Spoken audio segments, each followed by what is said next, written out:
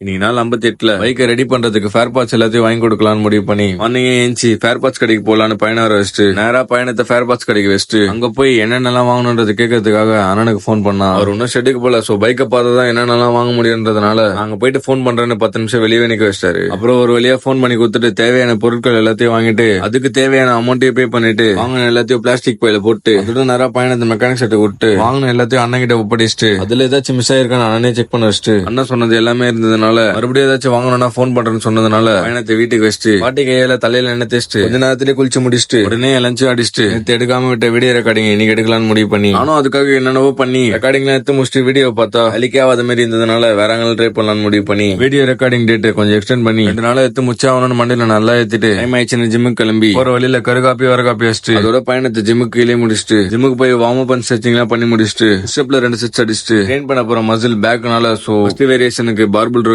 போட்டு முடிச்சுட்டு second variation lat pull down போட்டு முடிச்சுட்டு தேர்ட் வேரியேஷனுக்கு மிஷின் லாட்ச் புல் டவுனும் ஃபோர்த் வேரியேஷனுக்கு கேபிள் புஷ் டவுனும் ஃபிஃப்த் வேரியேஷனுக்கு டம்பிள் லாட்ச் புல் டவுனோட வந்து காலியா விளான்னு முடிவு பண்ணா. எல்லா குழந்தையும் என்னோட காலை பார்த்தா பயந்துருவாங்கன்னு எதிர்பார்த்தா இந்த பாப்பா மட்டும் எனக்கு கால் இல்லன்றத பார்த்து கால என்ன இருக்குன்னு தெரியல. பாப்பாக்கு ஒரே சிரிப்பு. நாங்க அந்த வீட்டுக்கு கிளம்பி ஜிம்முக்கு போறதுக்கு முன்னாடி தப்பாக்ஷன் ப்ரோ கையில காசு கொடுத்துட்டு வர வழியில கேக் வாங்காம வந்துடாதீங்கன்னு சொல்லி அனுப்பி வச்சாரு. அண்ட் நாங்களும் கேக் ஷாப்புக்கு வர சிறிது தாமதமானாலும் தேவையான கேக்க புச்சுன்னு கேக்கு தேவையான அமௌண்ட்டையும் பே பண்ணிட்டு வேக வேகமா வந்து கிளம்பி வீட்டுக்கு போய் சேரலான்னு பார்த்தா ஒரு வழியில தப்பாக்ஷன் ப்ரோ வீட்டுல பர்த்டே செலிப்ரேஷன் எல்லாம் பண்ணிட்டு ஓசியில சோறு போட்டா எங்க வேணாலும் கிளம்பிடுறதா பத்தி பரவசத்தோட என்னோட பாட்டி எல்லாரும் தள்ளியே பட்ட போட்டு கொஞ்ச நேரத்துல டின்னரோட நினைவு முச்சு விட்டு இத்துடன் நாளை சந்திப்போம்.